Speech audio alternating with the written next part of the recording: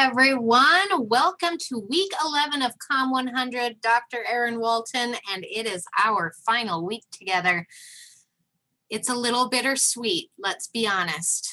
I'm proud of you for getting here. I'm going to be sad to not have you in class anymore. There's some real highs and lows for me this week. So a couple of things for this week. Let's get right into our agenda. It is our final week together. This week, you only have 3 things you need to do. You need to watch the live session or participate in it. You need to participate in the discussion forum, as usual, and you need to take your final exam. And that is what this session is going to be all about tonight. We are going to do a chapter review for the 5 chapters covered in your final exam. Please be advised that your final exam will close Sunday, June 20th at 11:59 p.m. I cannot give any additional attempts beyond that. All of your other work that you want extensions on will also be due by then. So if you're looking to get caught up in these last few days, you've got to reach out to me now so that I can get your extensions put in.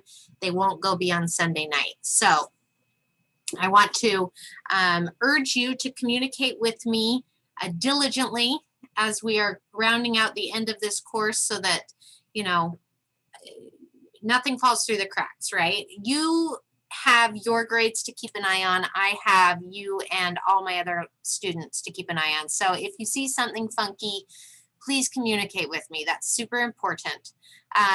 If you are struggling with any of the access, getting, discussion forums are hidden for some reason, I got to know about it. If I don't know about it, I can't help you fix it. And then once the course closes, it gets really, really complicated as far as submitting work after the fact. So our goal as a class will be to communicate with Dr. Walton ASAP about anything missing or incorrect in the gradebook, getting extensions approved and completed by Sunday night, and getting that final exam taken.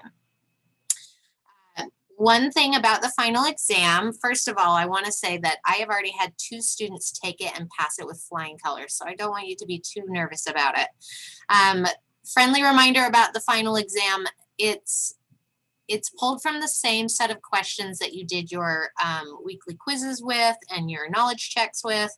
So you should be pretty familiar with the format and kind of clear on what's going to be coming at you.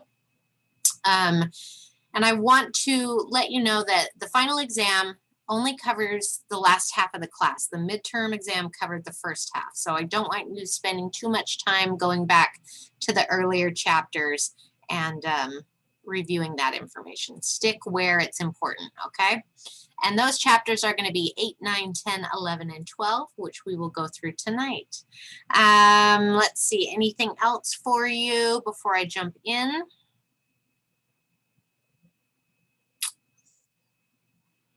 I don't think so. I do love that I'm disappearing halfway through. Okay.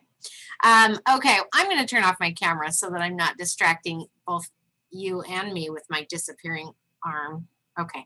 And we will get started on our content review. I don't have anybody with me in the classroom tonight, but if somebody decides to drop in, I'll be happy to hang around and answer questions. So let's start right off the bat with chapter 8. Remember, our main points from chapter 8 fall into these categories. The 3 C's, remember, meetings are common, time-consuming, and costly. You need to keep in mind the purpose of your meetings. Are you sharing information? Are you solving problems? Are you engaging in like a social or ritual activity? Understand the purpose of your meeting to make it more effective. Understand when it's important to hold a meeting and when it can be an email or when it doesn't need to be a meeting because 1 or 2 people can make the decision. Remember to set the tone of your meetings as a leader, your rules of engagement, things like that. Understand that virtual meetings are not sort of a cop-out. There are still things that need to happen in the virtual setting. Things regarding technology, facilitation, things like that. Understand the point, purpose, and function of an agenda. And I want you to know all of the different decision-making styles so you can understand what might be best for the situation you're in. So let's review these types of meetings again. Remember, you have these 4. Information sharing meetings are anything that's goal is to share information with the attendants, right? That's so straightforward. Things like giving a lecture like this, doing a keynote speech, anything where you're delivering information to your audience is an information sharing meeting. So we see people in all sorts of professions engaging in this type of meeting. When it comes to holding that type of meeting, visual aids are going to be very important because you want to get your information out in a very clear way. So you may need slides or videos, etc. Keep in mind, information sharing meetings, they're not always small meetings like a handoff report. They might be something bigger like a conference or a convention. So they take a lot of varieties. Audience levels can fluctuate, but really it's all about the purpose, sharing information. There's of course problem solving and decision making meetings. I lump these 2 into the same category. Remember that the size of the decision or the problem is often going to indicate what size of meeting you're going to have. If it's small problems are dealt with all the time in everyday meetings, okay? Big decisions usually get made by specific key stakeholders. So understand who would go to these types of meetings and what the purpose of them would be. When you're doing a decision-making meeting, you might go through several different processes, things like gathering information and brainstorming and evaluating all the options, right? Those all are very appropriate for that type of meeting. You'll also have meetings which will fulfill a ritual need or a social function. Sometimes you have meetings just to join in with your teammates and ensure that everybody's likes each other and is on the same page, and those are called ritual activity meetings, okay? So at what point do you decide to hold one of these meetings? Remember, if it requires more than one person, call the meeting. If your decision or problem you're trying to solve will affect more than one person, like their whole function or department, they're independent in some way, hold a meeting about it. If there is more than 1 or 2 decisions or outcomes likely, or solutions that are possible and we have to pick the best one, hold a meeting. If there is going to be any sort of angst or miscommunication or drama that goes with this decision or this topic, call a meeting. When you don't need to hold a meeting, if it could be something that could be contained in an email, if the content was really, really trivia, if you've already decided how you want to handle it, don't call the meeting. But I want you to understand when you should. I want you to remember the agenda structure. When you are making a meeting agenda, you should outline what you're going to be doing in that meeting. And this is the general bell curve that it should take. First, you would read off your minutes, make any announcements. Then you would do your very modest and moderate decision items, so the low stakes things. Then you do your big difficult items. That's the peak of your meeting. Brainstorm anything you need, and then handle all the trivial stuff at the end. This bell curve helps you to optimize your team's time and make sure you stay on track as you go forward, okay? Remember, there are several decision-making methods available to you as a leader and as an employee. I want you to understand what each of these are and when they're appropriate. So a consensus is when a collective decision is made and everybody universally supports it, okay? You have reached consensus. So unanimous, unequivocal support. Everybody's on board, all right? Majority of vote. This is when consensus might not be possible, but the majority of people concede, right? So if there's 10 of you, 6 out of the 10 the majority of you agree that this is the best solution, that would be a majority vote. There are also things called minority decisions where a few members will make a big decision. And you see a lot of that in things like executive functions. Campus and college presidents often make decisions which kind of trickle down to everybody else. And it's only one or two people that have to make that decision, and they do it for everybody. And that's called a minority decision. But that's not to be confused with an expert opinion. Sometimes one single person has the best knowledge or the best skills to make the best decision. Regardless of their position in your company, sometimes this is the best way to make the call. So understand that expert opinion is also an option if you have an expert on your staff. Okay, so that essentially is chapter 8. Aren't you so impressed that we went through it that fast? All right, so chapter 8, all about good meetings, what they look like, what they sound like, what they are structured like.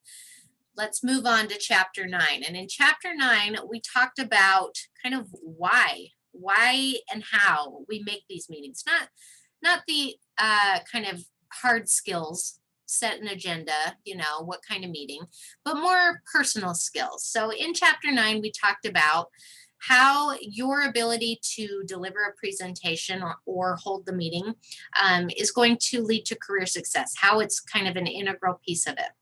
We talked about the things you have to evaluate, the audience, the goals, and yourself. We talked specifically about types of goals that you need to have in mind when making your presentation, specific methods to structure it, understanding what a thesis is and where it goes. We talked about the organizational patterns of your presentation and how to transition. Okay, I hope all of this sounds familiar because we've covered it before. So let's go back in and do the highlights. So one thing that we talked about was the things you need to analyze before you make a presentation. One of those things is the audience. Why do you need to analyze your audience? Well, you need to know about them in order to convince them of your point or sway them or help them buy into your idea. And it doesn't have to be in-depth. It can be superficial audience information, things like gender or basic age, even basic economic status will help. So keep an eye out for clues as to what your audience values, what they think, and keep in mind that speaking publicly and presenting materials should always be a shared activity, right? It's not just you up there word vomiting, it should be you engaging with your audience.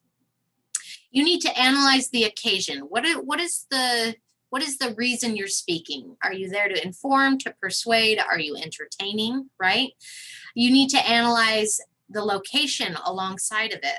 What facilities are available? What time of day? How long is the presentation supposed to be? What's appropriate for the occasion and the setting?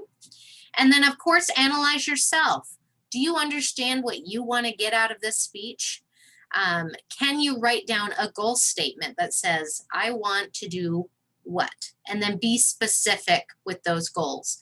Remember, when you're setting goals, especially your presentation goals, you want them to be measurable. So by the end of this speech, I want 10 people in the audience to agree with my perspective. Okay, that's all about self-analysis. What is your goal and how are you going to get there? In order to get you to your goal, you need to keep in mind organizational structure. Remember, all speeches and presentations have a few key components. You have an introduction, which is where you're going to overview your main points, hook your audience, establish your credibility as a speaker, and state your thesis. Then you have the body of your speech, which is where you walk through all of those main points and all of their support and fun facts and all of that fun stuff right there in the body. And then you have your conclusion, which wraps up the main points, repeats them, ties up any loose ends, answers questions for the audience, restates the thesis, and asks the audience to act. So that is the structure of your speech. Let's talk a little bit about those main body points, how those main points are organized are going to be dependent wildly on what you want to accomplish, what the purpose is. So we have several styles here. Remember things like time or chronological, that clock up in the corner. If you're giving a presentation that has any sort of chronological component, like first this happened, then this happened, finally this happened, you're obviously going to organize the main body points chronologically because it makes sense, right? But if that's not the type of thing you're presenting, then you might want to change up the structure. Let's talk about, comparing apples to oranges. Maybe you have two solutions that are both good and you want to compare them and then persuade your audience to pick one over the other. You might cover all of the apple first, then all of the orange, and then pros and cons of each, or why one is better than the other. So you might organize it like that. You might do, here's the problem, here's the solution, right? The organization of those main body points is all about the goal you intend to achieve with your speech, which is all part of that analyze the occasion piece that we talk about in this chapter, okay? Okay, so that's really the nuts and bolts of an effective presentation when it comes to structure and organization and flow. Let's move on to chapter 10. Now, in chapter 10, we're talking about how to support those presentations, the purpose of visual and verbal support, okay? So we talk a little bit about those purposes. We talk about what verbal support is, how you can establish credibility.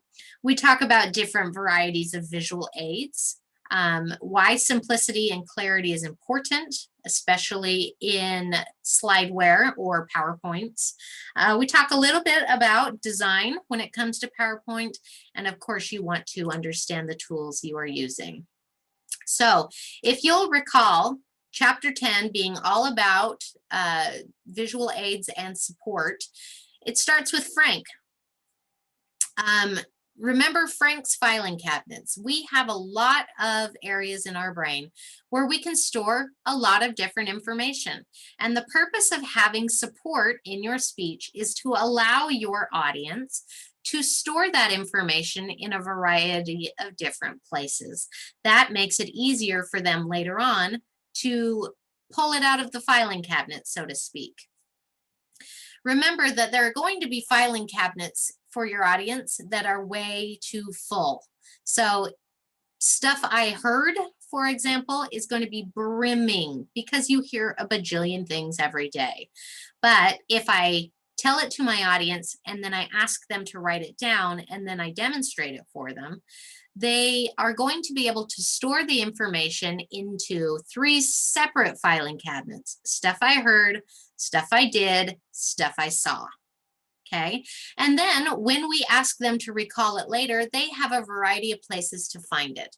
And that's why the filing cabinets are so important, is your visual aid is going to allow your audience to store things in more than one cabinet. Now, how do we get them to process the information and put it in more than one cabinet? We use support. We use a visual aid or a verbal support. So different types of verbal support. Things you need to understand. There are reasons we use visual support and verbal support. And that is actually one of the questions that you were asked in your weekly quiz, which I want to make sure you know. The reason we use supporting material is to add interest, to clarify, to add proof. Let's see, what did I said? And interest, clarity, and proof. Those are the 3 keywords I want you to know, okay? Okay. So what kind of verbal support am I talking about? Things like definitions, when you explain something unfamiliar to the audience. Examples, stories that illustrate your point. Almost everyone loves a good story, right? If they're relevant. Statistics, numeral data, numeric data, very important when it comes to helping your audience understand and visualize information. Comparisons, showing how one thing resembles another, which means you can see why one would be the better choice over the other. And then, of course, quotations from credible sources Someone who is an authority or particularly revered or articulate can help support your perspective. We also have visual aids which help make your presentation more effective because they're a lot easier to understand than just words. They add interest, they boost your credibility. There's a lot of positive effects of good visual aids. We talked a little bit about using objects and models. Remember, objects are the actual thing, so the human heart, whereas a model is next to it there on the slide, a plastic version of the human heart that you can take apart, you can hold up, you can pass around, it's labeled, there's diagrams, and there are pros and cons to both. You'll need to consider your audience when deciding what's more appropriate, as well as your setting. If you are in a virtual Zoom meeting, for example, neither an object nor a model might be particularly effective because they'd be difficult to see. If you were in a live setting, it might be more impactful to take the model so that the students or whoever you're lecturing to could pass it around, look at it, hold it, see different components. It wouldn't be so strategic or logical to use a human heart, right? Where are you going to find all these human hearts? Actually, you know what? I don't want to know. I don't want to know where you are finding your human hearts, folks. Keep me out of it. But understand when it's appropriate to take one in and play with it in front of an audience. All right? Okay, good deal. We talked a lot about visual components, photos, diagrams, audio and video, clues and clips. We talked about maps. These types of visual supports all, again, have different functions and purposes. Remember, I gave you the example of my favorite flower, the California poppy. And what am I trying to get across to you with my speech about the California poppy? How pretty they are? Great, use a picture. What their internal anatomy is like? Awesome, use a diagram. How widespread they are across Southern California? I'm using a map for that. How about how prolific they are and how vast the fields can be? I'm going to use a video clip to show you this orange field of poppies. It really depends on what you're trying to do. Another piece of visual support are charts and graphs. We introduced 3 types of charts during this week. The statistical chart up at the top, which shows you, all of this great data and clarifies it for you. We showed you the sequence of steps, the how-to over on the left, and we talked about the decision trees, which talk about if-then scenarios with root nodes, decision nodes, and leaf nodes. Again, and I know I said it when I lectured on this originally, but it's all about purpose. What do you need to convey? That's how you choose which chart to use. We also talked about graphs, which are a lot more visual. Remember, this is Marshall. He has a pie chart of his favorite bars, and he has a bar graph of his favorite pies. And they're a lot more visual than the examples I showed on the previous slide. This can also show a larger amount of data. Graphs are really good at showing trends or relationships between 2 things. So purpose, okay? We talked about using people and or animals as a visual aid. Of course, both are unpredictable and awesome. You have to consider for animals, they're unpredictable in that maybe they don't want to work today. They're going to take the day off. They might be violent. They might be hostile. You have an audience that you need to be responsible for. So take care of that. Be aware of it. People are unpredictable in that sometimes they really just want to watch the world burn. They might get up on stage and derail you completely. You might invite your friend to be a visual aid and then they no-show you. You might ask them to demonstrate a skill that they don't really have or that is not particularly good, but there wasn't enough plan or prep to figure that out ahead of time. There's a lot of considerations with both. That being said, demonstrations, animals, they really do have their place. There are definitely positives to using both. The most common used visual aid that we see nowadays is presentation software, things like PowerPoints, right? There were a couple of things we talked about with designing a presentation. Number one, presentation aids do not speak for themselves. Whatever's on the screen should not be the whole presentation. Otherwise, what are you doing? If all I needed to do was review the slides and you don't need to be there, then why are you there, right? So don't let your slides speak for you. What you should be showing is things that help your audience or supplement what you are already saying. So main points, bullet points. Jack Black has his rock and roll categories. But if I were to look at that chalkboard, I wouldn't really have a whole lot of context. I need Jack Black to explain it to me, right? So put up keywords and things you want your audience to remember, but you are the expert walking them from point A to point B and explaining why these things are important. When it comes to designing your PowerPoint, the 7 rule of 7, 7 words in 7, no more than 7 lines. Not too much text on one page, bringing in bullet points one at a time so that you can control how fast your audience gets your information, and never, never, never, ever, ever, ever reading word for word from a PowerPoint, because people will plot your inevitable demise, and I don't want you to go out like that, okay? Okay, so that was the support for your presentation. Look at us, we're already on chapter 11.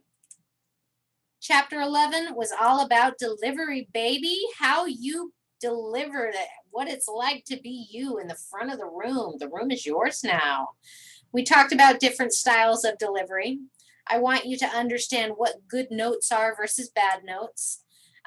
We want to talk about visual, verbal, and vocal elements, what good ones are, bad ones, things you should consider.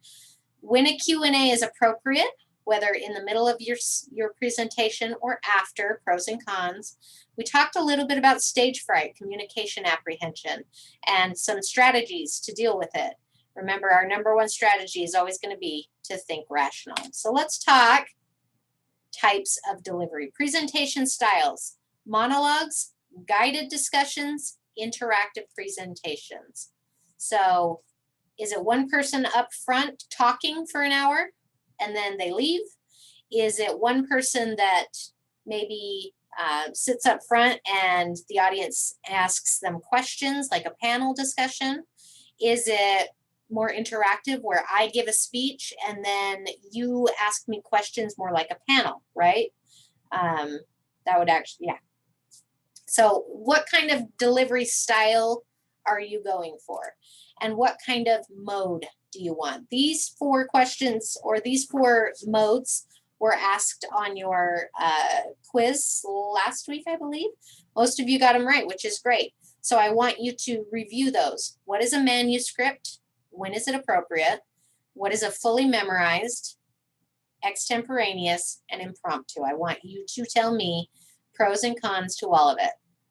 So a manuscript, you know, where you're reading something, why would you need to do that? Under what circumstances? Would a memorized speech be better? Is extemporaneous always appropriate for the situation you're in? Is it always going to be the most coveted, or are there downfalls? And what goes into an impromptu speech? I gave you a few, you know, things to consider last time when it comes to an impromptu speech. I want you to go back and refresh that. I want to talk to you about communication apprehension again. Remember, this particular fear, stage fright, glossophobia, fear or anxiety associated with real or anticipated communication with another person or persons. Some people say it's scarier than actually dying, which kills me. But I understand it because, you know, not everybody's like me where it doesn't so much bug them. Most of what gets under people's skin about speaking in public is getting ahead of themselves.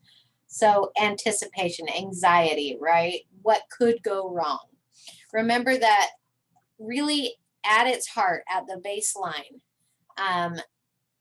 communication apprehension is a psychological response to being looked at and evaluated. But your body doesn't know the difference between your brain's panic and an actual panic. So speaking in front of a room is the same as being attacked by a saber-toothed tiger. You have to teach your brain how to respond differently to it. It can be overcome, okay? It really has to do with your attitude towards speaking and your mental preparation for speaking. And those types of tools and changes are what we call cognitive restructuring.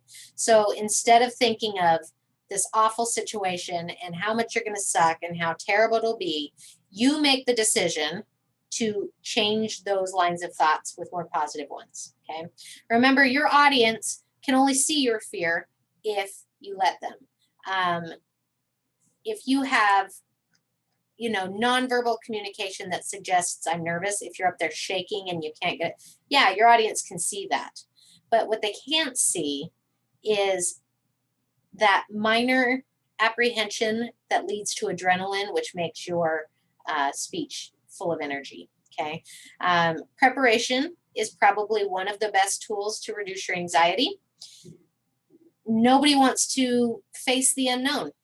They don't want to go into the unknown, to be unprepared, to not know what you're going to do. So if you prepare for it, if you walk yourself through all the unknowns, you can cognitively restructure your response to public speaking. And a lot of that has to do with thinking rationally. Okay.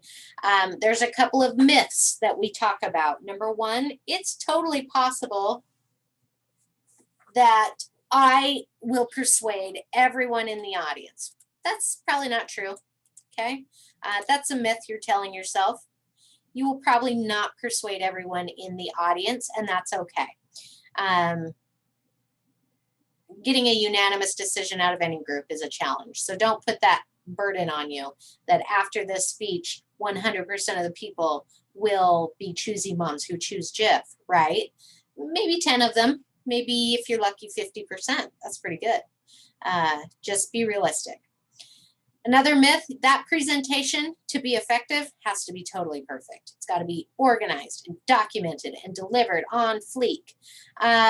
Well, that's always a great goal, but it's probably not going to be happening because nothing is perfect. You might drop something, you might stutter. I already stuttered 3 or 4 times already in this lecture. Your presentation can be effective even if it's not perfect. It's all about how you respond to the imperfections. People tell themselves that the worst will probably happen. Oh, well, that's going to definitely set you up for failure, right? If you imagine yourself on the way up to speak, tripping, you fall, you knock down the podium, which knocks down the lights, which short circuits the audience power supply, everything goes dark and it's ruined. Well, wow, that's a hard situation to walk in. What about if you picture yourself walking up, giving a pretty good speech because you're prepared and ready, not perfect, but really pretty good, and then you leave and it's good? Like, can you think that way? And can you think that if the worst does happen, it won't? If the worst does happen, you have a plan to handle it. If I trip on my way up to the podium, what I'm going to do is stand up, do a curtsy, and continue on, right? That way, if it does happen, I'm ready. I know exactly what I'm going to do. I've thought about it, okay? Another piece of cognitive restructuring is thinking that the worst probably won't happen. And if it does, here's my plan, right? You have a lot of power to determine how well you do in your presentation and how well you perceive that you've done. So give yourself a little bit of grace here, folks. Okay. Okay, those are our top tips and tricks about how to present effectively. We are almost in the home stretch. And I want to go back to, it's a little out of order in my brain in your textbook, but this is all about the type of presentation. I would love to discuss this more when we're talking about purpose, because we need to consider what types of presentations we are planning and when they make sense and all of that stuff. So informative presentations, there's several types. We'll talk about those. I want to remind you best practices for ethical persuasion. I want to talk to you again about persuasive presentations, which types there are, what their goals are, how to improve your own credibility. We'll talk special occasion presentations and also the fun and always delightful experience of group presentations. Okay, so speaking to inform. When you are speaking to inform, as I mentioned, you are teaching your audience, you are information sharing. Sometimes those take the place, or excuse me, take place as a briefing, a report, a training, a webinar, or a press conference. Those are all different types of speeches which inform the audience, okay? Remember, what is speaking to inform? Informing somebody about an issue or an idea. You're not persuading, you're not asking them to do anything, you're just giving them information, right? Okay, now on the other hand, we have speeches that persuade. Remember, you have a couple of buckets that persuasive speeches fall into. Speeches that inspire people or motivational speeches. People will speak to persuade someone to take a stronger stance on a position, right? So ethical. People want a logical flow of things. So here's the logic. Just do this thing because it's logical, right? Those are all different ways and types of persuasive presentations.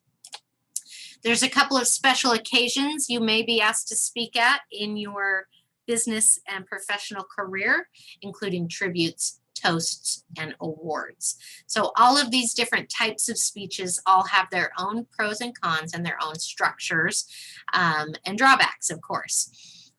When I want to focus for you again on speaking to persuade, because it's really important that when you speak to persuade, you do it the right way. And one of those ways to ensure that you are speaking the right way is by watching for logical fallacies and using rhetorical appeals. So let's talk quickly again about logical fallacies. Remember the hasty generalization, a conclusion based on insufficient or biased evidence. I used to have, did I skip it? I must have not got it in. The slippery slope, if you give a mouse a cookie, right? So watch out for that one. We have post hoc ergo propter hoc. If A occurred after B, B caused A. We have the appeal to authority, which says the origins of the person, idea, institute, or theory determine its worth. You have an ad hominem attack, which is when you attack the person, not the actual argument. You have a bandwagon fallacy, which says, which I want to remind you, just because it's popular doesn't make it correct. And then, of course, you have the straw man, where you oversimplify an argument because that makes it so much easier to attack. So these types of arguments are all considered logical fallacies. Fallacies are errors in logic, right? So you can still persuade your audience, but you have to be careful to not use a logical fallacy because it destroys your credibility. So how do you effectively argue or present your argument to an audience to get them to see your point of view? Well, you use something called a rhetorical appeal. The first one we talked about was ethos. You should persuade using credibility, ethics, and trust. That can be your own. You should listen to me because I'm a doctor. I hold 5 advanced degrees. I've been published in this. I've also had 10 years of experience, and I have 100% positive outcomes for my patients, right? So that's establishing your own credibility. Or you can establish the credibility of others. We're making this decision because the CDC recommends it, and they're the agency we trust. They're the experts on it, right? So that's ethos. We also talked pathos, which is where you persuade using emotion. Remember Otis, the dog. The reason they chose the saddest looking dog is because they want you to feel sad so that you'll open your wallet and buy their product. When you persuade using emotion, you have to be careful because you don't always get the emotion that you set out to get. Emotion is a really broad spectrum. People will react in a variety of ways to a variety of images or ads or main points or evidence. And you need to be mindful of the potential for issue, okay? You can also appeal to your audience using logic, which is logos. Anytime you're using data, facts, things like that, you are using logos to be persuasive. Now, when you are speaking to persuade, and you are avoiding logical fallacies and using rhetorical appeals, I want to remind you that you want to persuade ethically. You want to present evidence in a way that your audience feels capable to make their own decision. You're not manipulating them, you're not coercing, you're not tricking, you're not threatening. You are giving them the information, the best information you have, and you are allowing them to take that information of their own accord. If you are not, then you are not speaking ethically, okay? I lost my train of thought. Persuasion, I was talking persuasion. I wanted to go back to ethos, pathos, and logos real quick.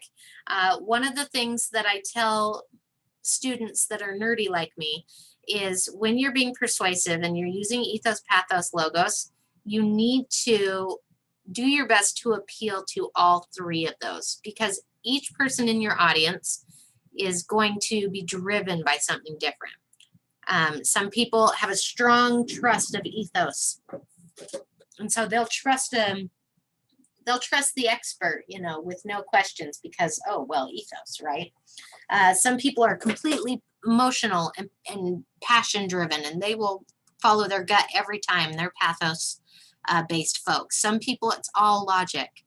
If I have data and facts and figures to support it, I'm going to get what I want out of these people, right? So if you appeal to all three, you have the highest percentage or opportunity to be persuasive. And the way I look at it is, nerds, sorry if you're not a nerd, this will not make sense to you. It's all Harry Potter, guys. So each of the three main characters in Harry Potter has an intrinsic motivation, the thing that drives them. Harry is driven by honor and doing the right thing, and morals, and he is driven by ethos. Ron Weasley, the redhead, he is completely emotional. He reacts poorly in most situations. He's pathos driven. And Hermione, which is the book nerd of the team, she is driven mostly by logic. When there's something bad that happens in Harry Potter, her first response is usually, well, let's go do some research. Let's go to the library. So if I have to convince Harry, Ron, and Hermione to come with me on a quest, I'm going to have to approach them all very differently. I'm going to have to use all three rhetorical appeals to get them into my way of seeing things so that they will help me out, right? That's your goal. I want you to remember, you want all three, Harry, Ron, and Hermione. You need all three people to get the job done. You have to appeal to ethos, pathos, and logos. Okay? Okay. Let's see. Overviewing main points. We pretty much did them all. Okay. I don't have anyone with me in the class, so that makes this really quick and easy. Please remember that you have a deadline of Sunday, June 20th, 11:59 p.m. And after that, it's a lot of it's out of my hands. Okay, so I want you again to watch past sessions, do the reading, watch this session a couple times, holler with questions. Let me help you be successful in any way that I have power to do so, it's going to require you communicating with me. All right. So one other thing that I want to put into your mind before you head off to take this final exam, academic integrity.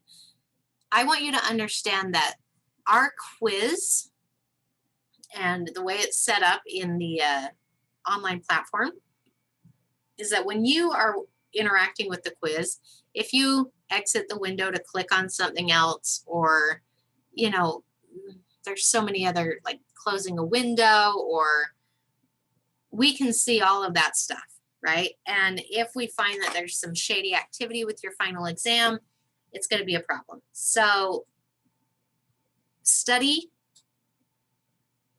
in earnest, because if the thought of failing, those of you that have really stayed with me throughout and done the work, and then you panic on the final exam, right? That hurts my heart. I don't want to fail you when you've worked so hard up to this point. So keep up that good work. Go forward knowing you know your stuff. Watch these sessions again, okay? And let me know how I can help you. I appreciate every single one of you. There have been so many of you that have been really, really interactive with me, and have given me some great feedback on this course on how to make it better for future students, as well as, you know, that you enjoyed my nerdy lectures and all that stuff. So I appreciate you very much. And I'm glad I got to be a part of your educational journey, even if in some small way. Good luck on everything going forward. And let me know how I can help you while you're still with me. All right. Happy learning, and I'm rooting for you.